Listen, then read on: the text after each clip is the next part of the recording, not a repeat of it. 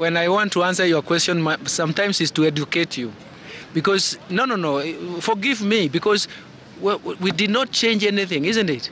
We are actually saying, like all other countries internationally, best practice is have a debt anchor. It's just like we have inflation target, isn't it? The role of inflation target is to show you, at any one point you can say, what is the inflation rate today? You know the inflation, I mentioned it, isn't it? It's 8%, isn't it? From the previous month. From the target, it should be 5% within a range of 7.5%, isn't it? So in a sense, what we have is a policy.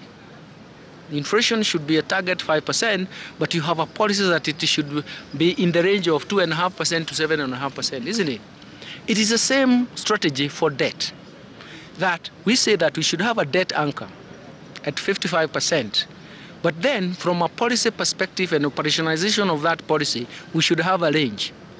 Now, for you, when you look at it, you can tell where is Kenya in relation to the debt anchor. So you can say, oh, it is above 55%, isn't it? So it means its debt carrying capacity needs to reduce. Or suppose it is below 55%, its debt carrying capacity is telling that it can increase the debt, isn't it? So the whole issue, first of all, in terms of law, you cannot default on debt, on public debt in Kenya, isn't it? Do you know that? That's why I said I need to educate you a bit, because that is clear. It has the first charge.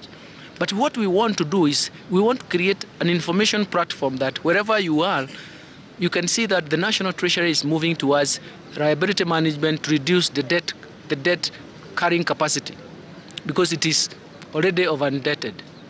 Or it is trying to borrow more because that it is below its debt carrying capacity. If you make an assumption that you are actually provisioning debt to finance public investments, mostly the public goods type of investment, then it is important that you can take them up. So essentially, it's a policy. We are defining a clear-cut policy that you can look at objectively even yourself. You'll be asking, just like you objectively, you can say inflation is high today. Why is it high? It is above the 7.5%, isn't it? Suppose inflation was 2%. What would you say? Inflation is slow. It means that the central bank has an option to expand monetary policy, isn't it? The converse of contracting monetary policy is when it is at 8%. It is the same principle. But what are we doing? We are trying to give policy flexibility. You have a policy space. The parliament may tell us, okay, the debt anchor is 55, but we are going to give you an operating range of between 50 and 60%, isn't it? That's an operational range. That's a policy range. It gives you policy flexibility. Okay. The final point, the point that you made about domestic, we are going to rely on domestic debt. We have, everywhere we go, there is a market for debt, isn't it? Our bond market is a market for debt. And that debt can be sold. The private sector can sell its debt in that market, isn't it? So there's nothing wrong with the debt. If you sit with me one day, I will tell you growing with debt, and I can refer you to my own literature on growing with debt in African economies. You can find it in Journal of African Economies. Okay? Growing with debt is an established concept, starting from the Marshall Plan, isn't it? So there's nothing wrong with incurring debt.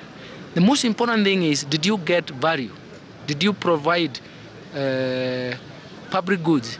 And then, because all of us are going to pay the public debt, it means we have to benefit from the debt that was in, we have to benefit from the investment that was made with debt.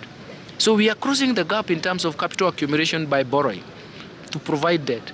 We need the infrastructure for us to lower transactions cost and invest in private sector, isn't it?